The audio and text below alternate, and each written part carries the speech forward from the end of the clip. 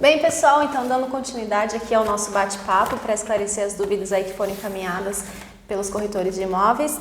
Eu vou começar aqui. Silmara, por que você defende tanto a parceria? Isso está muito claro no manual, então conta um pouquinho para a gente a importância de fazer essas parcerias. Então, a parceria, na minha opinião, é fundamental na área imobiliária, também em outras profissões, mas nós corretores de imóveis, nós temos que ver o nosso colega como um parceiro, não como um concorrente. É claro que você vai selecionar, né? Eu já fiz parceria uma vez e depois nunca mais voltei, porque infelizmente nós temos todo tipo de profissional. Mas a parceria, ela enriquece o nosso trabalho, tanto nas vendas, nas locações, como nas avaliações de imóveis e principalmente. E para você fazer a parceria, independentemente se você está com alguém que está começando na área ou alguém que está há 30 anos ou que é muito experiente, você sempre vai aprender alguma coisa. Sempre tem algo a mais que você vai aprender. Por isso eu defendo as parcerias e acredito que seja muito mais enriquecedor para nós corretores de imóveis. Muito bom, concordo com você. Tem uma pergunta aqui, Luane. Você dedica um capítulo só sobre a importância da análise documental. Pode nos explicar um pouquinho sobre essa importância?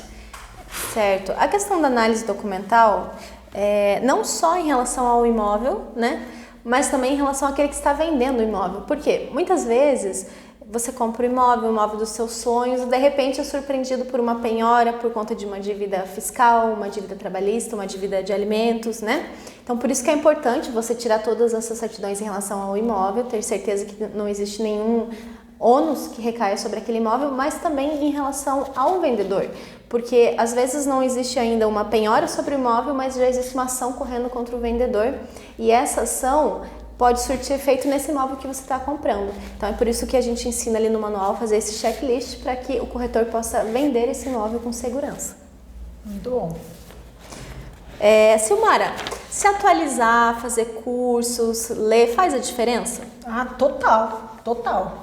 Eu sempre comento assim, você tem que fazer para o outro o que você gostaria que fizesse com você. Então me coloco no lugar do cliente. Ele não quer qualquer corretor, ele quer o corretor. E para isso, é claro que eu tenho que me atualizar, as coisas mudam, tecnologia e tantas outras coisas. Eu faço o exemplo, quando eu vou ao médico, eu quero um médico que esteja ali sempre atualizado, né, preocupado com a minha saúde. Não quero aquele médico que tem uma receita pronta, não quero um dentista que faz aquela coisa lá há 20 anos e não evoluiu. Né? Isso, um professor. Você não vai pegar um professor, quer ter um professor que fica dando aquela aula que ele dava há 30 anos? Não. E o corretor de imóvel é a mesma coisa. Atualizar, você está começando na área, pesquisa, gente, hoje no YouTube, né, internet, tanta coisa que tem, livros bons, material didático, sempre atualizado e sempre pensando no bem do seu cliente. O cliente que é o diferencial. Muito bom. Agora para você uma pergunta. Falando um pouquinho sobre os contratos imobiliários, o que temos de diferencial na compra e venda? Veja, é curioso isso porque mesmo nos cursos presenciais que eu dou de contratos imobiliários, muitos corretores desconhecem que existem cláusulas especiais que eu posso colocar numa compra e venda. Por exemplo, a retrovenda, em que o vendedor pode colocar no contrato o direito de recomprar esse imóvel posteriormente dentro de um determinado prazo. A venda a contento, que é muito interessante, que é a possibilidade de o comprador usar esse imóvel como se fosse uma locação e depois fazer a opção pela compra. Entre outras cláusulas aí se de repente o comprador resolve vender esse imóvel depois, ele obrigatoriamente tem que oferecer ao ex-proprietário, que é a permissão. Então são algumas das cláusulas especiais que a gente trabalha aí na compra e venda. Tem muita coisa, né, pra gente aprender, por isso tem que estar sempre atualizado. É isso mesmo. Silmara, no nosso manual, em cada final do capítulo tem uma frase de motivação. Explica um pouquinho o porquê dessa frase, de quem foi a ideia, porquê, né, de colocar sempre a frasinha no final do capítulo.